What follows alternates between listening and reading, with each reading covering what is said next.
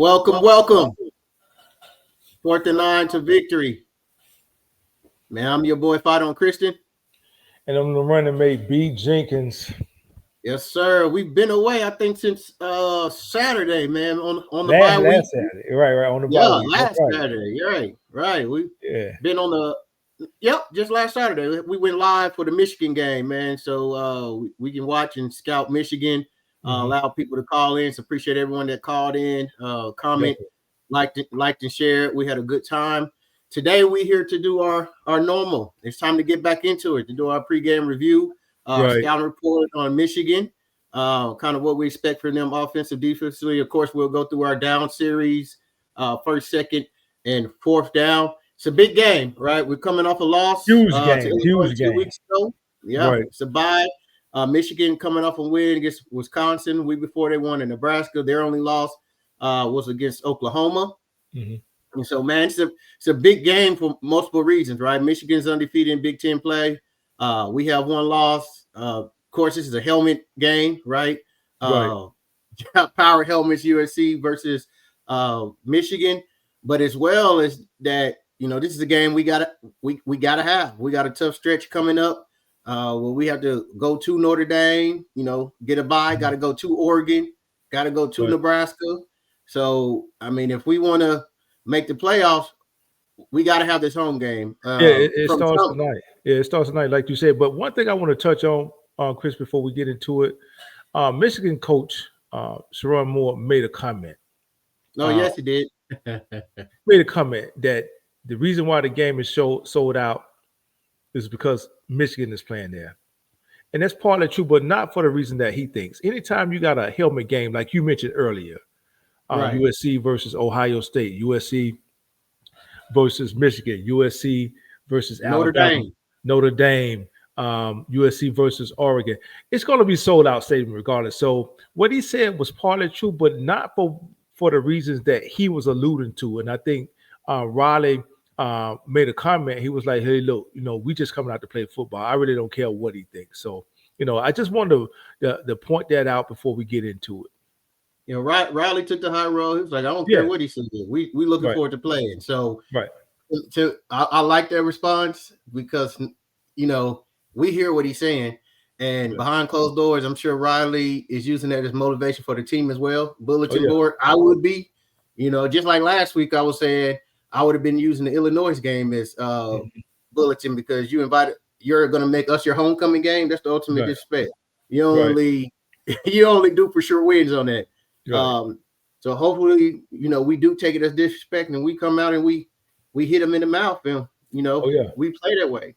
I think we are, Chris. I feel really good about this upcoming match, man. I think we're going to come out and stay on business. Right. Let's get into it. Let's get into it. All right. Our first segment. Mama, there goes that man. Again, if it's your first time visiting us, this segment is dedicated to who on the other team is that one guy that we can't let beat us. Who's that guy that we can't during the game keep saying, Mama, there goes that man again, because he's destroying us. And then on USC side, who is that player for us that we need to be saying, Mama, there goes that man. We need to be hearing his name over and over and over again for us to have success. So let's start off in this segment. Mama, there goes that man. Who is your Michigan player that we have to contain? We can't keep hearing his name. We have to stop, offense or defense. And then who is your USC player? Okay, I kind of got a feeling that we're going to come up with the same name. So I'm going to go the opposite of yours. I'm going to go with the quarterback, Underwood. We can't let him get outside of the pocket. He's just as dangerous as one of those running backs. So we have to account for him. What we want to do is leave a spy on him, like we would any mobile quarterback. You want to leave some speed that's able to get to him and get him down. So I'm going to say in my opinion, I'm going to say it's Underwood. He can throw intermediate balls. I haven't seen him be really effective throwing it downfield. But what you don't want him to do is hurt you with his legs. So I anticipate that we're going to have to run some form of zone. Anytime you go man and you got receivers on the outside, our DBs have to turn their backs. So we won't want a situation where we have a breakdown on the defensive line, and he's able to skirt through one of those gaps and take off running. So for me, I'm going to say we got to contain Underwood. You want to force him to his left, rolling out to his left, not to his right. Of course, his right hand is a strong hand. He does have some zip on it, but as far as having touch on the ball, I don't think that he has that much touch. You have to remember, he's still a true freshman, so you want to give him some different looks on the defensive front. You want to change some coverages last second, but you got to keep a spy on this kid.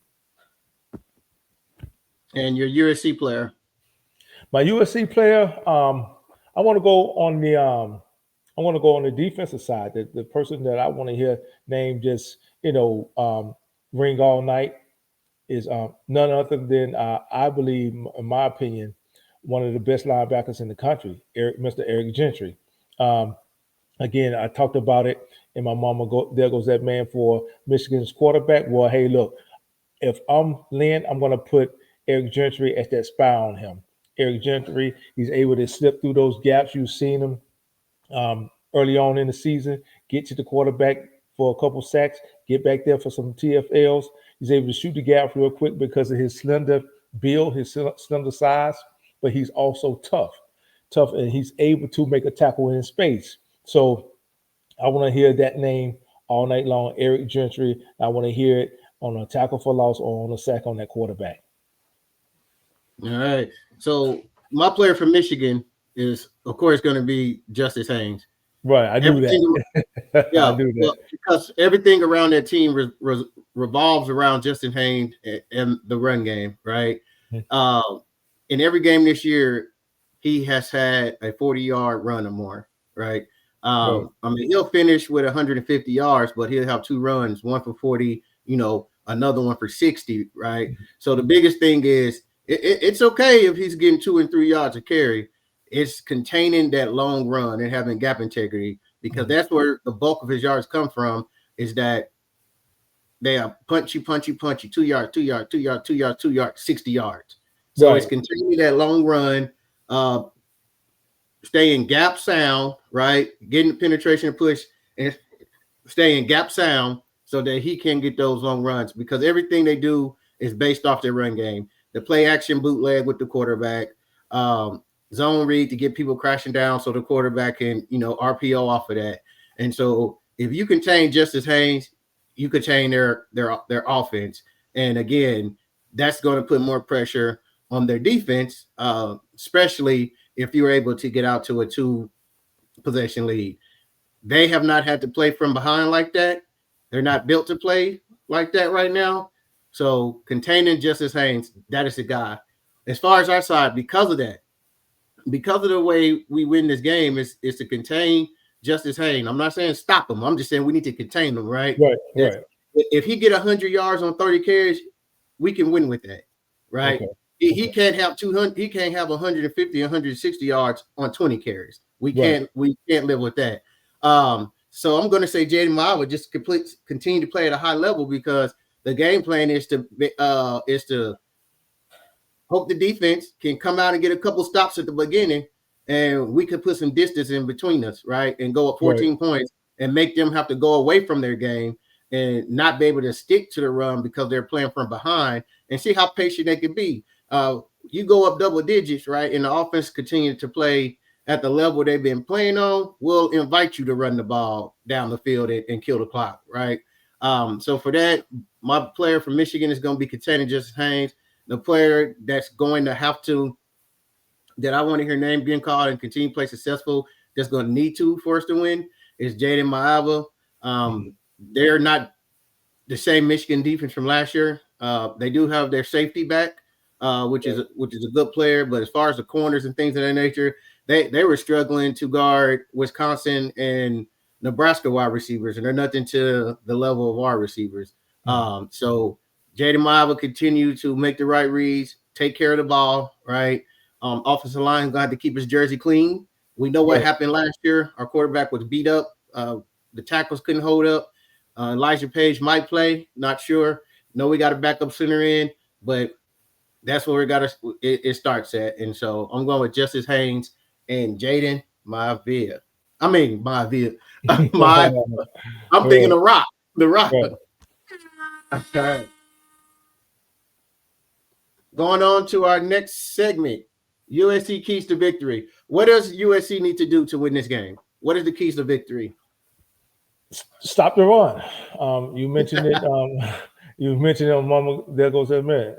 It's plain as it's plain as and simple. Nothing too complicated behind that. Same thing that we needed to do last season, but we fell short with a couple busted plays to where like you spoke before, 40-yard run, 60-yard run. It just so happened that the last one, was the straw that broke the camel's back. No pun intended. But we couldn't stop the run. We couldn't get out the field last season. So I want to say, in order for us to have a successful game, we got to be able to stop the run. We can't allow them to kill us with a slow death.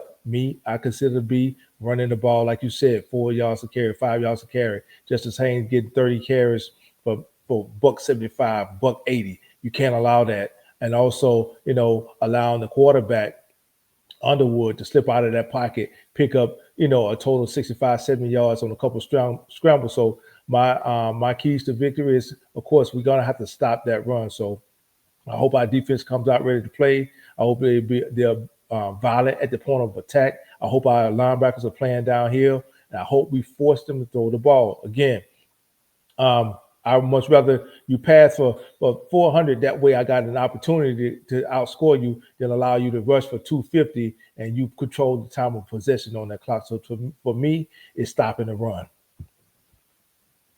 Yes, sir. So for me, again, same thing, right? It's stopping the run. Do not let Justice Haynes break for those long run touchdowns, right? Containing him, make them run it down the field without making a mistake if they're going to do it, but load the box and make Underwood beat you from the pocket. Right. Load the box, make Underwood beat you from the pocket. Make him prove that he can consistently make the right reads. He can consistently be accurate. He can consistently, throw without everything being 100-mile-per-hour ball, right? Because sometimes he throw the ball so hard the receivers drop it or ricochet that can lead to an interception for us or a drop, which help us get off the field. And our defense been struggling to get off the field on the third down. That would definitely help us out. So load the box, make Underwood beat you from the pocket, right? If you're gonna lose, if we're gonna lose, that's the way I want to see it. Not run the ball down our throat, right? Do something to stop the run. So load the box. If we're going to win, the defense is going to have to find some way to get off the field without giving up a score. Yeah, definitely. You can't let them control the clock. Like I said, the time of possession is going to be key. They are going to look to run the ball. Again, like you were saying, Chris, load that box up. And if Underwood beats you from the pocket, then you tip your hat to him.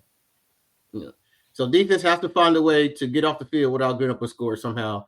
We've just been, we're going on the 5th game, and we just don't see the other team's punter enough. Sixth game. This is our sixth game. Right. Sixth game, and we don't see the other team's punter enough. The last 2 games, we've seen the punter one time each. That's not going to do it. So defense is going to have to find a way to get off the field.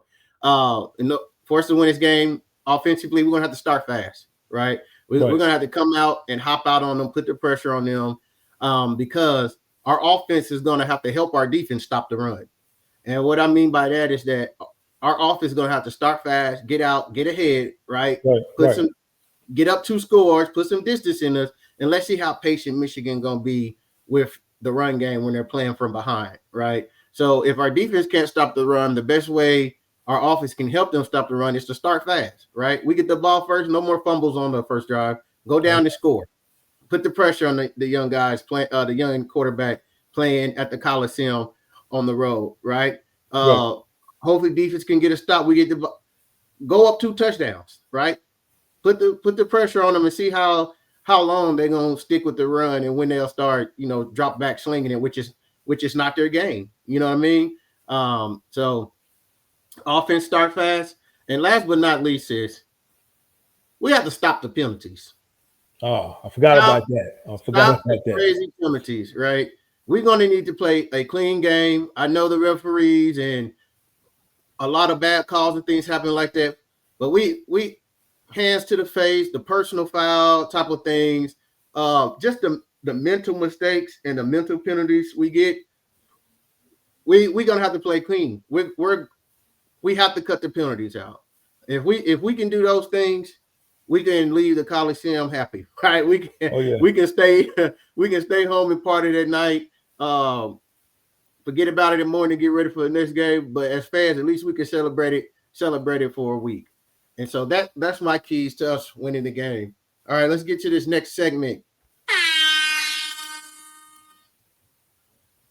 First down. What is your scouting from what you've seen on Michigan's offense and how USC should attack them on defense? And I'm pretty sure the same things we've been talking about. We're going to hear a lot. Same thing we talked about doing a live on last weekend when we watched Michigan face off against Wisconsin. What we've seen all season long, they like to run the ball. They like to run the ball on first down, on second down, on third down.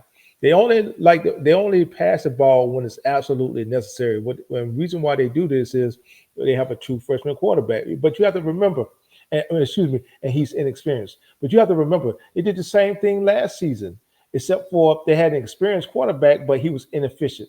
So what do? Run the ball, run the ball, run the ball. And they may have passed the ball for a total of maybe 15 times last season, if that many. So I don't expect them to do anything different. I expect for them to do the same thing, line up in the 12 personnel, put a hat on a hat, try to out leverage you. You spoke about that in the earliest segment, and we just have to be gap sound and come downhill and wrap up. That's the most important thing. One thing that I saw in that game last season, and even though we were on a roll in the big house, we had the game won.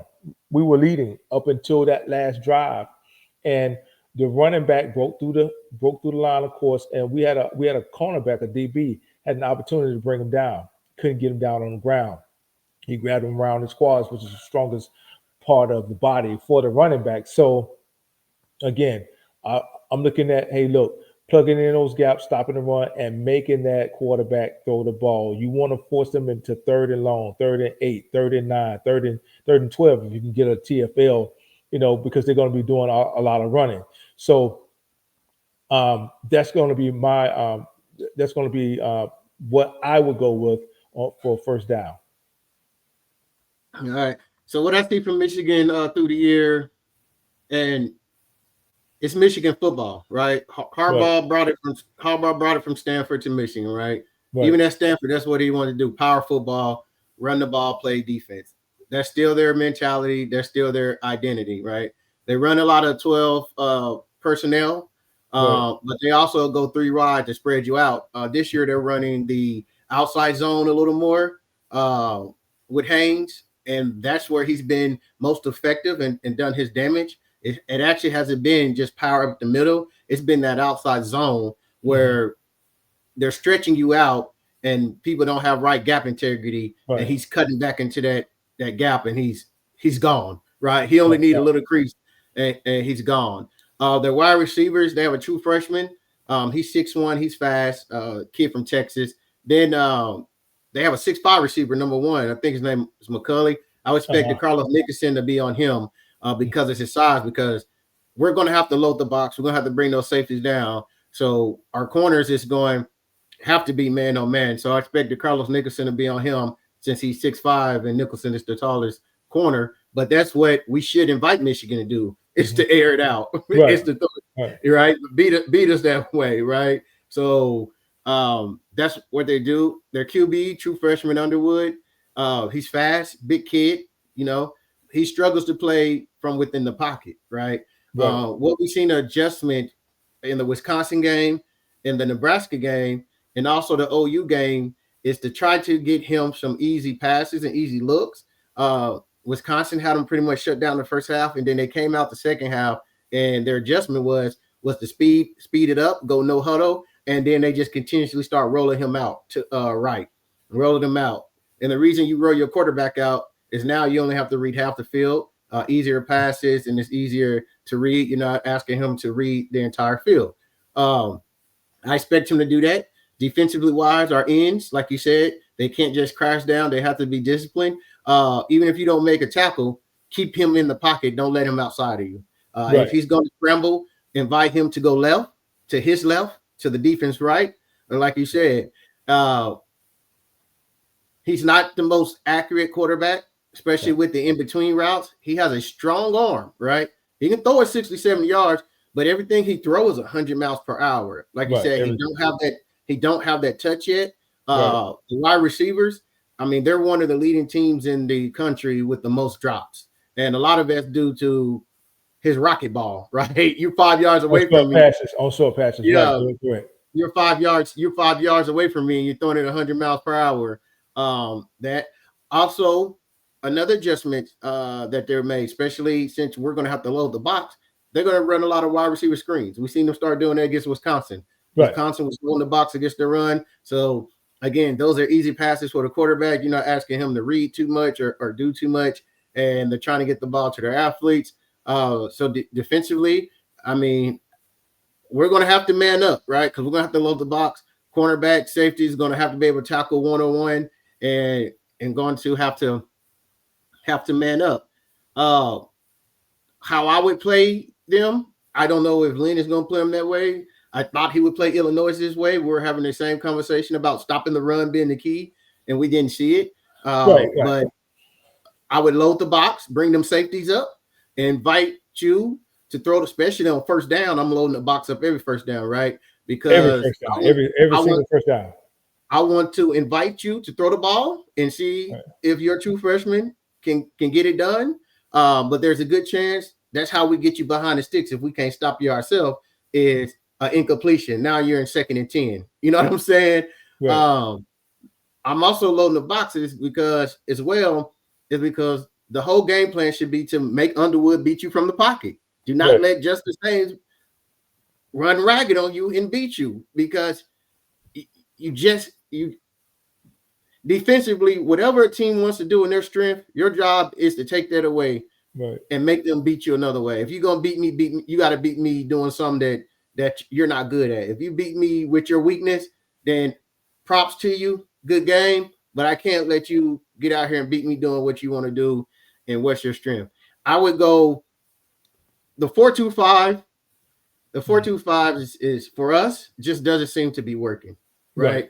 I mean, because with the 4-2-5, you got to have, and I'm not saying we don't have them, but what we've seen, your 4 down linemen can't get pushed back. That you got to be able to get some pressure, and you got to be able to get a push with those front 4. Those two linebackers got to be able to diagnose plays, come downhill, and fill the gaps, right? And explode. And for me, I think we should go with, for this game, more 3 linebacker sets, right? Right. It's not. I tell you what I don't want to see, though, Chris. Or what? I'm sorry. Let me rephrase this. I tell you what we can't afford to see. And you mentioned it about 3 minutes ago. Over pursuit. This team will hurt you. Justice Haynes. You mentioned they run a lot of zone runs. They have a lot of zone runs where he cuts back. We cannot over pursue on that, which means that whoever has backside has to be disciplined. They can't come too far down that line. Also, with the quarterback, whose ever responsibility is to spy on them, of course, you want to keep them right there in the middle of that pocket, and you want to collapse it on them. You don't want to go too far up the field, push too far up the field, and allow him to take off. So we cannot over pursue on this team. We're going to have to get to the quarterback, break down, and almost squeeze him like a python would squeeze him, just cut off his air. We cannot over pursue in this game. And so I will go with 3 linebacker sets. And whatever combination of linebackers that they go with for the Mike and Will, for this game, I would have Eric Gentry how we used to play him last year when we had Mason Cobb and Easton Mascarenas, EMAC. Right. I would have Eric Gentry as my queen in chess. That piece I can move all around, right? We seen him against LSU last year. We seen him against Michigan last year, where we'll go a 5-man front, but we'll have 3 linebackers and he'll be up on the edge. You know what I'm saying? Crashing down, making tackles in the backfield on the running back. Whatever other combination that the coaches will go with, it can be Stevens and the transfer from Penn State, or Stevens and what's number 31 name from Michigan? Jaden Walker.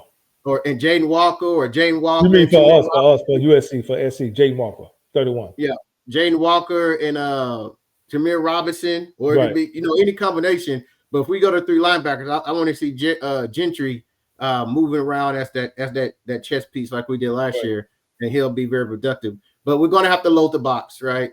Right. The 4-2-5 just don't seem like it's working for us, especially against these run team. Load the box, get some 3 linebacker sets, some 5-man fronts, right? Even if we got to go, 4-3. But like I said, bring Gentry up there on the line and make it a 5-man front, right? I mean, it's still a 4-3, but the alignment is a 5-2, right?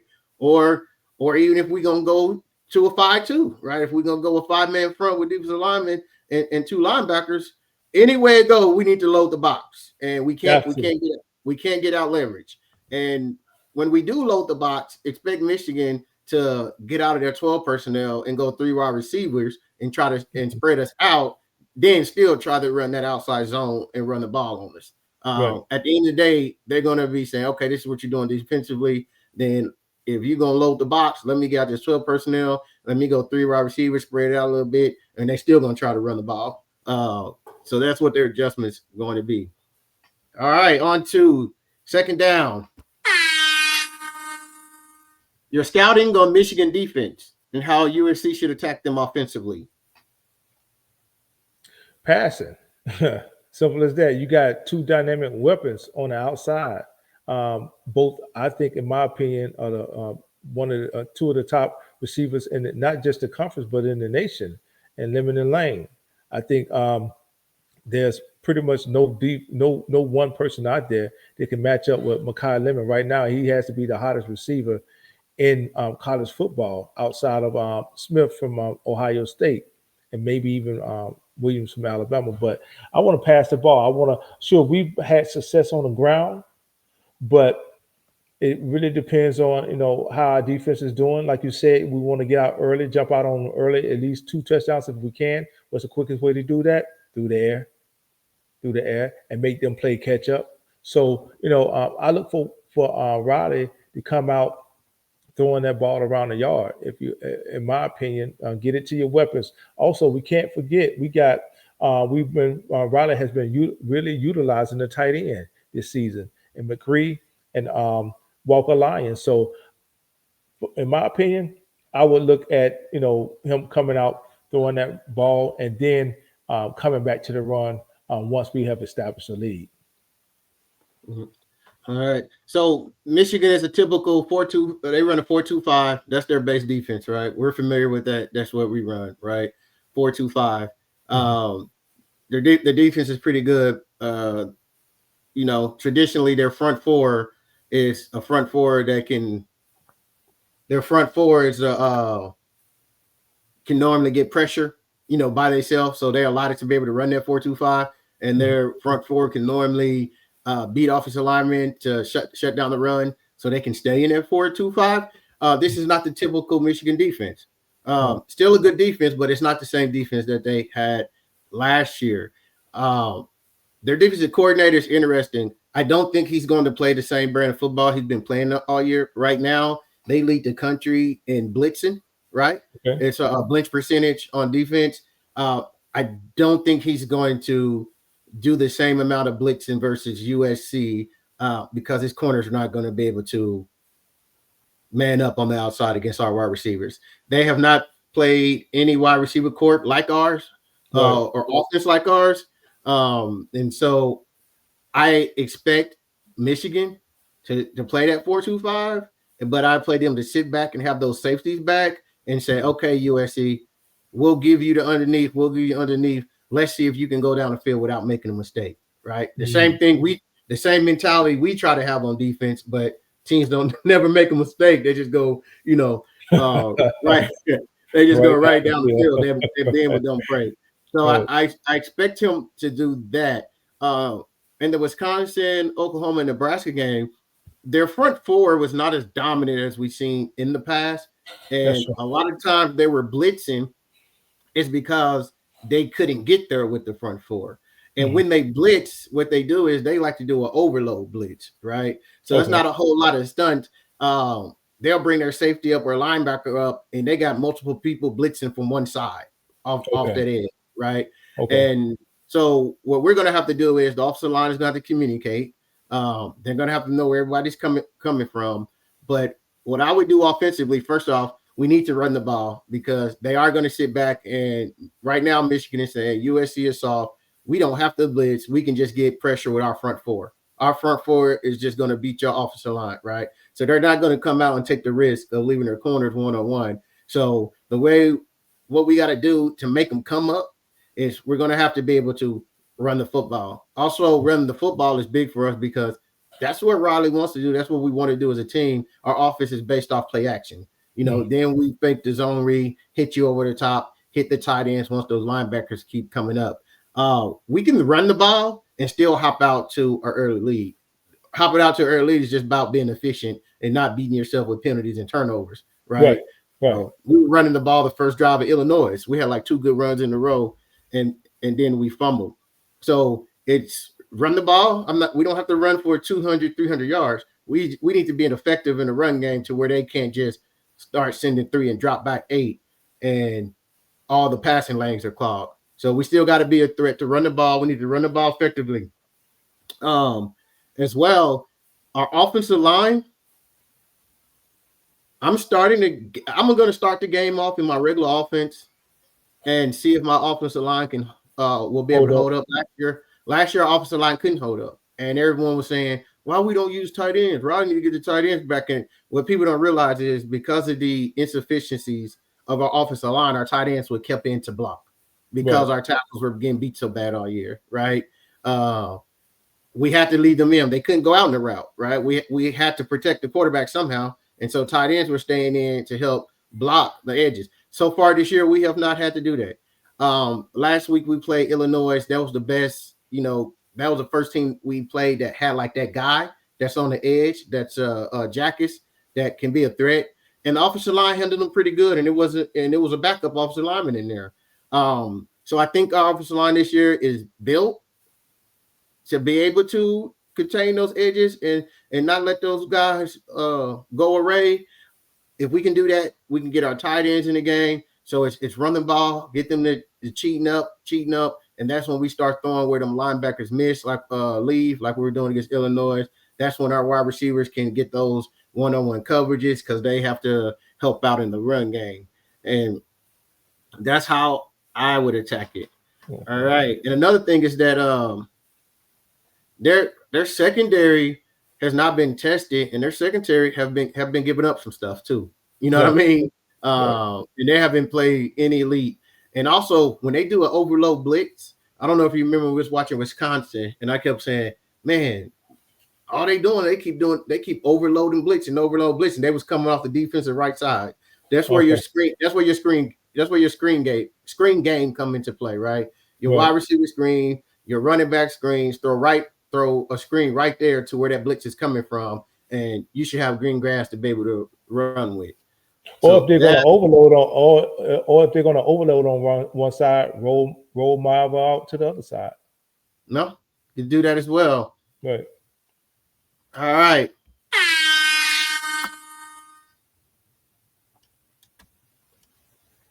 Third down. Take it away, Chris. You got 3rd and 4. All right. Expectation for the game. Will USC cover the spread? We're a 2.5 point favorite. We're 2-3 for the year. Hey, the only two games we got right when we covered the spread was Missouri State and Georgia Southern. That was it. Will we cover the spread? Your expectation for the game? My expectation for the game is that I think it's going to be a high scoring game. One for us is going to have to be. And I hope I'm wrong, but just what I've seen from our defense this year, we have to stop the ground game, right? But then when you start loading the box, we also have issues on the back end as well, right? So it's tough. It's tough when when you can't hang your hat on and say, well, we're good at stopping the run, but we're not good at stopping the pass, or we we can stop the run, but we can't stop the pass, or we can stop the pass, but we can't. But we've struggled to do both, right? Especially So last week. You can stop our yeah, game. I mean, all year, to be Right. honest, right? Uh, um, I mean, you look at outside of Georgia Southern, Missouri State. I mean, we got Michigan State to punt one time, Purdue to punt one time, Illinois to punt one time. We're struggling to get off the field, right? And that's dudes because we struggle to stop run and the pass. But I think it's going to be, I'm seeing a lot of scores. People saying 21-23 is going to be a defensive battle. I don't understand where they see that at. It's going to be a defensive battle. I think this game is going to be in the 30s. Okay. And I tell you this, Michigan has the 13th ranked rush offense in the country. We have the 17th ranked rush offense in the country. Michigan has the 7th ranked rushing defense in the country. We have the 29th rushing defense in the country. I would have thought we was at 130, right? Mm-hmm. uh, Michigan has the number 92 ranked passing offense. We have the number 3 ranked passing offense, right? As far as passing defense, Michigan is ranked 59. We're ranked 109. Mm. Total defense, Michigan is ranked 18. We're ranked 69. And so this game is so tough, right? Because if you look at it, both run games are about the same. Both run games, 13, 17, about the same. Rushing defense, there's a big gap, right? So we're ranked 29, they ranked 7. What they want to do, we are not good at stopping, right? And they want to run the ball. Right. Passing offense, they're 92, we ranked 3. In passing defense, we ranked 109, but their passing offense is ranked 92. So we can live with that, right? Right. Their passing offense is 92, and so something gonna have to give, right? And something gonna have to give, right? But if we can get a push from our defensive line, stop their run, right? Contain their run, put them in passing situation, thirds and long, and we can get some. We don't even sack them, but just get some type of pressure to keep him in a pocket and rush him. Like we said, they're ranked 92 in pass offense. Mm-hmm. He'll give us some incompletions, right? Balls that don't even got to be bad or anything like that, with just inaccurate throws or throwing a fireball. Total defense, it comes down, our offense is, top 3 in the country, high ranked. Their defense is 18, Here's the big thing. Michigan is the least penalized team in the Big Ten. We're the most penalized team in the Big Ten. Right? And so that's why this game is tricky, because there are a lot of insufficiencies on both sides. So it's like, for what they do well, we don't do good. For what we do good, they don't do good. But at the end of the day, if I was a betting man and I was gambling on this game, I'm gonna be honest, I probably would have took Michigan. But I'm not a betting man, and I don't gamble, and I'm a USC Trojan. And somehow, some way, we're at home. We gotta have this game, right? Mm-hmm. This is a big game for USC. It's a big game for Riley. It's a big game to get the fans back, to get rid of this narrative that we can't win the big game. Somehow, some way, I think USC gets it done. I do have us covering. I have USC winning this game 38-34. Well, my expectations in it, and you talked about the point spread. SC is a 2.5 point favorite, even though we're not ranked, and I think Michigan is ranked number 20, which is pretty much a field goal game. We talk about 2.5 points, and the line may move between now and Saturday. A lot of times they do, especially once an injury report comes out.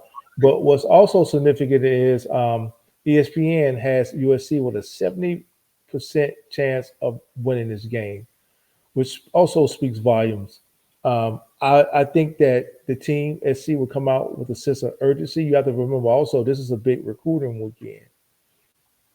And the one thing that gives me confidence in this game is that they're playing it in the Coliseum. Now, we were on the road again in the big house. There will definitely be a lot of room for concern here.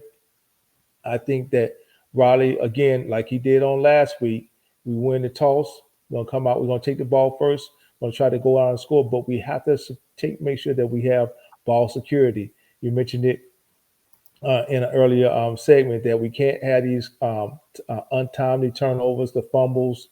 The interceptions haven't been so bad. Knock on wood. Hopefully, our quarterback will continue his passer efficiency. But I've noticed that a few times that when we've been on scoring drives or with the potential to get into the end zone, we fumble the ball at some of the most unopportunistic times. Defensively, okay, again, the outcome is going to be dependent on how many times we're able to get them in the 3-and-out situations to get out the field. You alluded to it earlier also that we forced maybe 3 points on the season so far, and that speaks volume as far as our defensive improvement. We hired an entirely new defensive staff. Lynn is fairly new. He came over last season, but Henny is there. Coach Rex Ryan, who is Robert Rex? Which one is it? It's Rob, right? Rob Ryan is there. We got Coach Noah, Coach Doug Belt, and Reed in the secondary. Even hired a new strength and conditioning coach. So at some point, this defense is going to have to pay dividends. We're paying out a lot to these coaches in this NFL experience. However, the coaches can't play out there on the field. They can only prepare the guys and put them in the positions to be successful. But I think that we'll come out with a sense of urgency. They're going to have a chip on their shoulder. You got to remember, we had that game last season, and we let it slip away on the road. I think that these guys will be playing a lot more comfortable. It's at a more decent time than when it was last week, week before last, excuse me. The body clocks were on 9 a.m. Pacific time. This time it'll be 4:30 p.m. Pacific, 6:30 for Central, which would be our time. So I do expect for this team to come out with a different mindset, a different attitude, a different toughness about them. I think we'll see a different toughness about it. And I think that home crowd field advantage is going to give us, put us in the best position to win. Again, whatever you got to do to motivate these guys to get them up for this game, Ryder's going to have to do it, okay? I said it earlier, and one of the comments that Michigan's head coach made, Sherman Moore, when he said that, hey, look, the only reason why the college sold out is because Michigan is playing. To me, that's disrespect. So I'm playing that all week. The day before the game, I'm playing the day of the game. I'm using anything I can to motivate those guys to get them to come out with that spirit of with that sense of urgency. So as far as us covering the spread, again, it's only 2.5 point difference right now. There's pretty much a field goal. I tell you what I will say though. I expect for this team to win. That's what I expect. Whether they do it by 1 or whether they do it by 15, I expect for them to win Saturday. Okay, so 3rd down. So do we cover the spread? You can't get out of it. It's a field goal. So to me, if you can only you're only winning by a field goal, if you're covering the spread by 2.5, which is basically 3 points, then yeah, it's field goal. Yeah, we win in the game. Yes. So you're saying we're covering the spread? Yes, 3 points. Okay. Yeah. Because you can win by 1 or 2. That's true, but if you got to win by 1 or 2, you're pretty much in the same situation we've been in all season long. Either we are trying to hold on to the lead, or we come from behind to score on the last second. I'm looking for us to come out and be dominant. Is what I'm looking for. Okay, so you're saying we cover? Yes. Well, we both think we cover. So are you going to give your score prediction, or are you leaving it alone? No, because every time I give a score prediction, we lose. hey, I don't think that got nothing to do with your because you gave a score prediction for Georgia Southern, Missouri, Purdue, and Michigan State. Yeah, but you said the key words. Those was Georgia Southern and Missouri State. That was the difference. I'm about to say, bro, I don't think it's your score prediction that's the issue. It has nothing to do with it. I don't think that's the issue. Okay. All right, man. So we got to be right this week. We better be. Right. Hey, if we not, we're in trouble, right? Well, if we win by 1 or 2, I'm still gonna be happy. You know what I'm saying? So we can be wrong on covering the spread. Yeah. On the spread. Yeah. Yeah. Oh, I went back and forth with that because I'm just like, but I couldn't. Like my mind and logic and everything that I've seen the film with everything was like, go that Michigan has the upper hand, just because of they want to run the ball and we can't stop the run. But I was going back and back, and it's just Yeah, it like makes sense. with being at home, I just feel like My thing if is not now, it's like one of the things. If not now, when? my thing is this: if you can't stop the run, you may as well get into a shootout. If you can't stop the run, you may as well get into a shootout. At least with that, you got an opportunity to end up with the ball last. It's a high scoring game. Like Yeah, but see, here's the problem with that. If you can't stop the run, you can't determine if it's going to be a shootout. They Well, do. I mean, if they breaking long runs, you can. If Justice Haynes breaking out 60 and 70 yards, you can. Yeah, yes, you can. Yeah. But what we seen against Illinois, they just ran for 6 or 7 yards every time. Justin Haynes is averaging 7 yards a carry on the season. And so we'll see. Something I was like, we at home, man. It's like, and I was going back for because I was like, we don't need the defensive line to be dominant. We just need them to play. Stop somebody.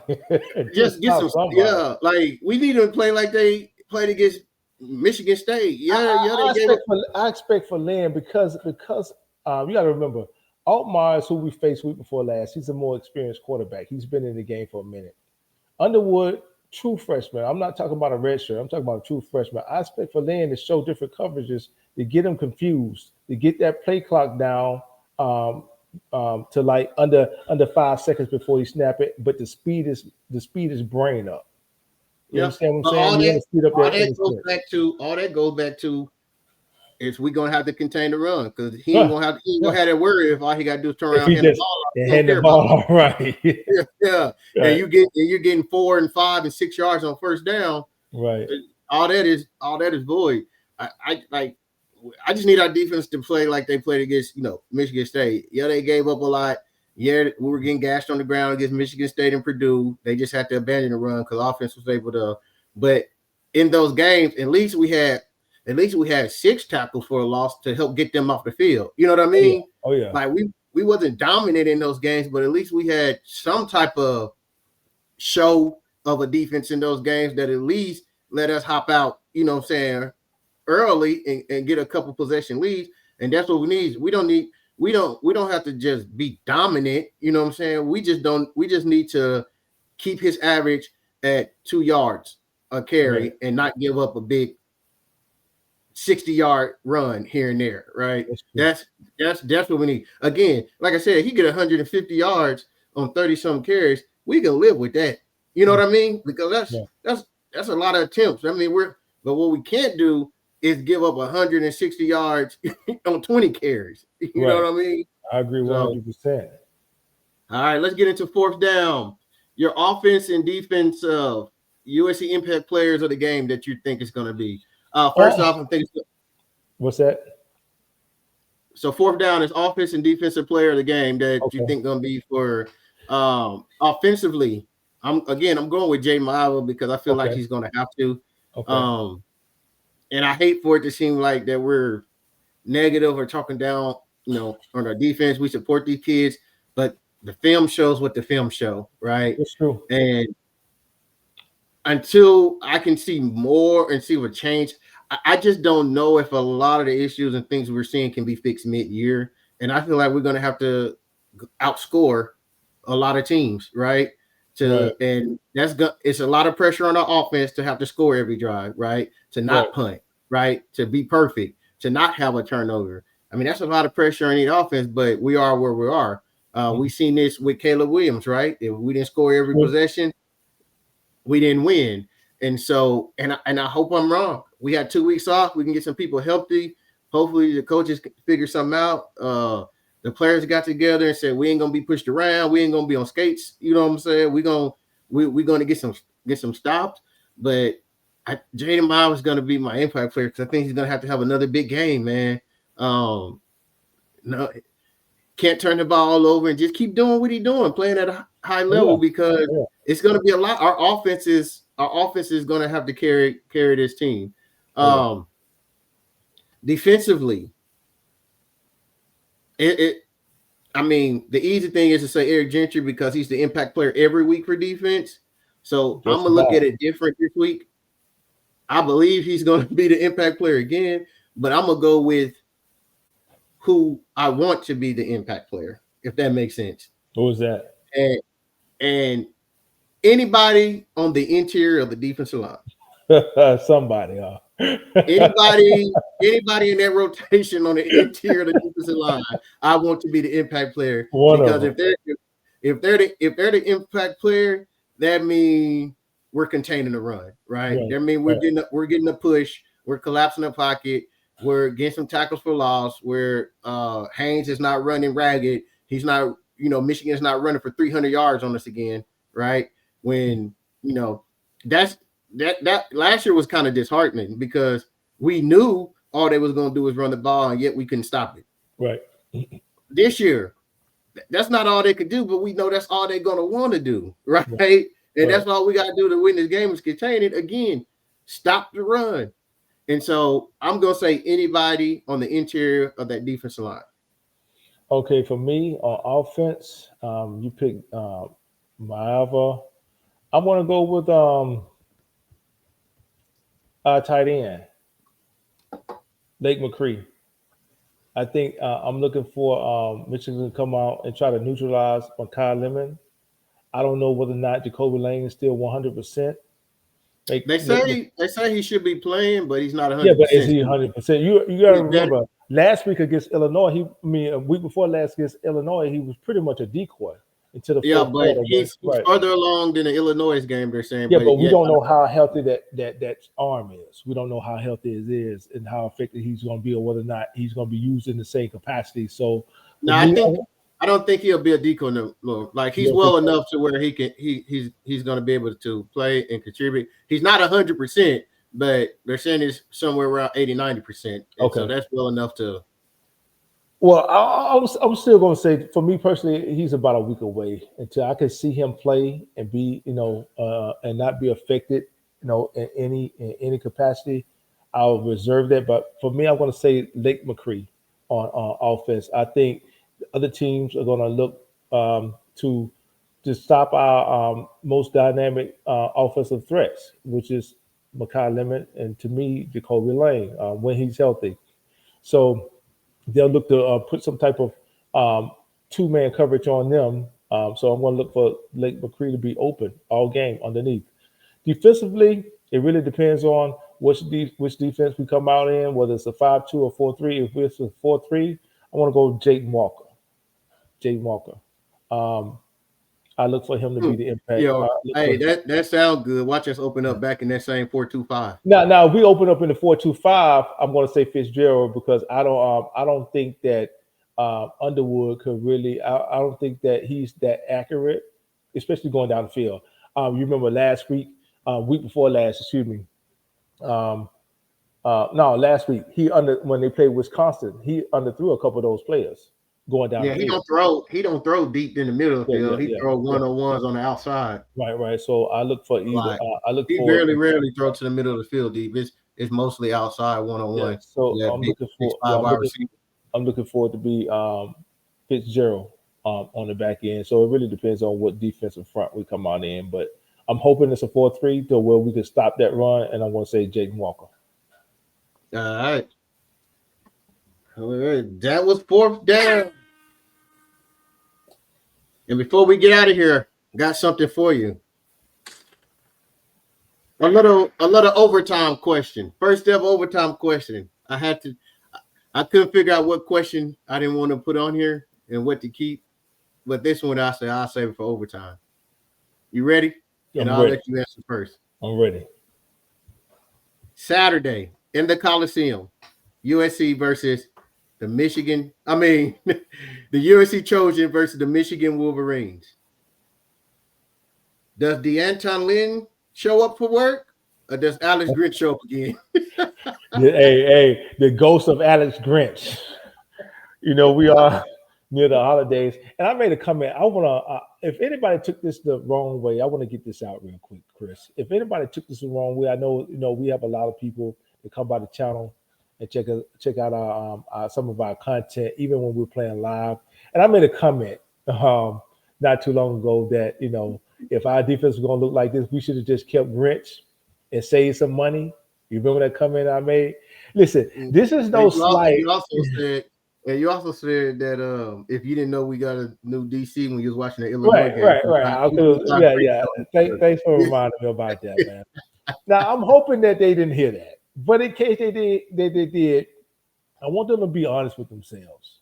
Can they say that hey, look, we put the best product out there on the field to get the best results? I just don't want to see Miami in the same situation that Caleb was in, especially in 2022. We were primed to get to the playoffs in 2022, but because of our defense, even with the bowl game, the Cotton Bowl against Tulane, our defense couldn't get out the field, and that was a shootout. Caleb Williams was brilliant in that game, couldn't stop anybody. Tulane had the ball last though. Yeah, Tulane had the ball last. Even with that though, what would be the difference? And I'm going to ask you: in 2022, we had Grinch, and this year and last year we got D'Anton Lynn, who's by a lot of measures, he's a defensive genius. But what's the difference, in your opinion? What's the difference between 2022 and 2025 defensively? There isn't any, or is it much? We got better coaching when you look at it, on paper with all of the NFL experience, but we couldn't stop anybody in 2022, and we can't stop anybody now. So for me, again, I don't mean to slight anybody. I don't want to sound like just this negative person. I just want to see the defense complement the offense. You speak about it all the time, Chris. The keys to winning is playing what? Complementary football. Mm-hmm. Can we honestly say that there's a big difference between 2022 and 2023? I just don't want to waste my hours, which I think is going to be his last season at SC. I think he'll go off to the NFL next season, go first round, but I don't want to waste his last season at SC the same way I felt like we wasted Caleb Williams, especially his second year, man.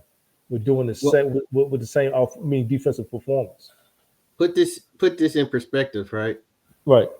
We have the number one quarterback in the Big Ten, mm-hmm. right? Mm-hmm. The leading wide receiver in the Big Ten, right?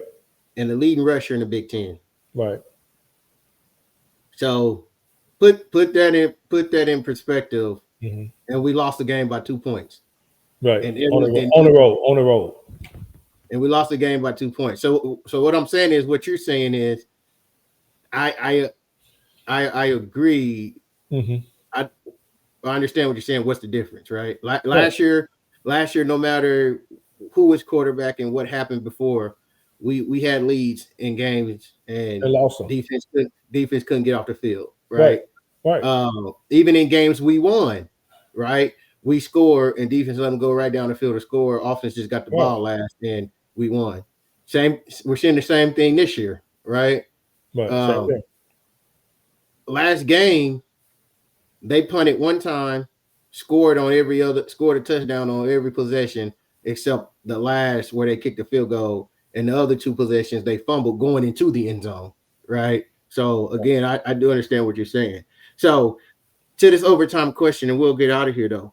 So what defense do you think show up Saturday? Are we going to have a formidable defense that's going to say, no longer are we going to be pushed around, we got something to prove, we about to go get it done, or do you think we're going to see what we've seen against Illinois? I hope a D'Anton Lynn defense that shows up that we saw when he was coaching at UCLA. That's what I'm hoping shows up. But again, I know 90% of that is going to have to be on the players. I want to say something to the players real quick. There's this perception that USC, and you said it earlier, that this perception that USC, West Coast kids, they're soft. They're being disrespected in the polls and the coaching polls and the AP polls. Certain teams are losing that's got worse records than us. If you feel that badly about it, and this is going directly to the players, do something about it.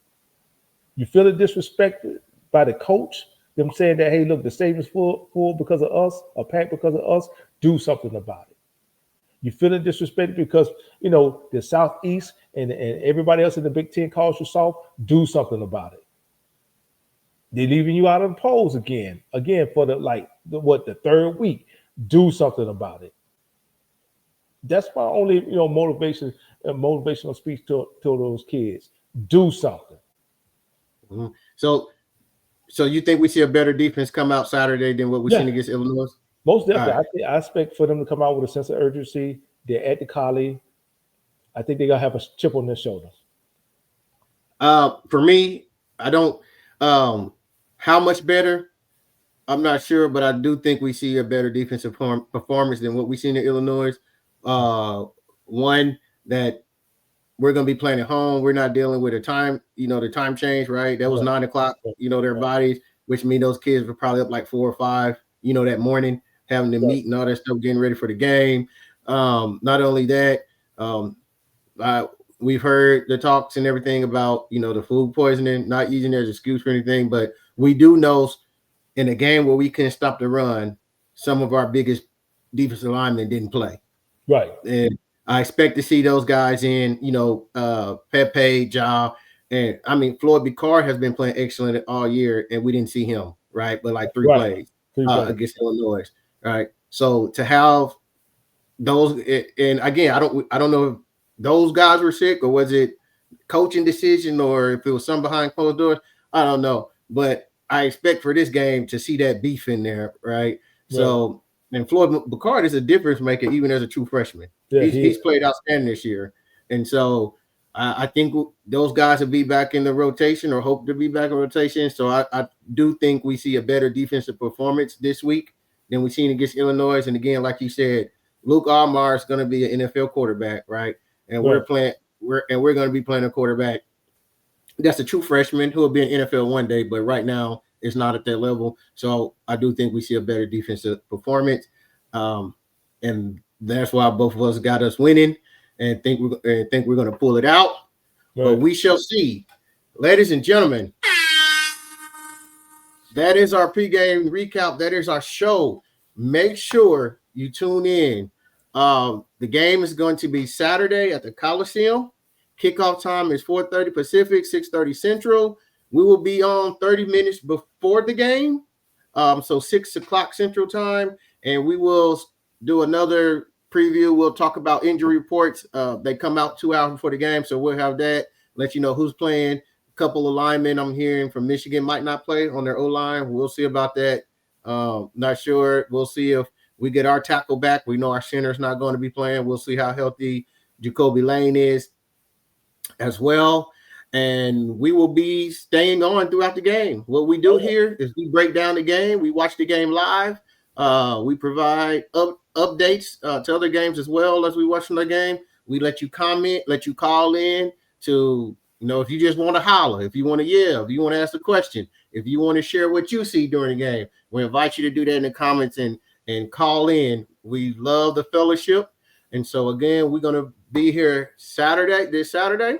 We'll be kicking off at 6 o'clock Central time, and we will be on during the game. Make sure you subscribe, hit like, tell your friends, and join us.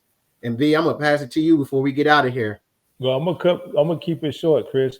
SC better win. Gotta win. Better and gotta and better. Right. Yes, sir. Well, again, as always, everybody, make sure you tune in.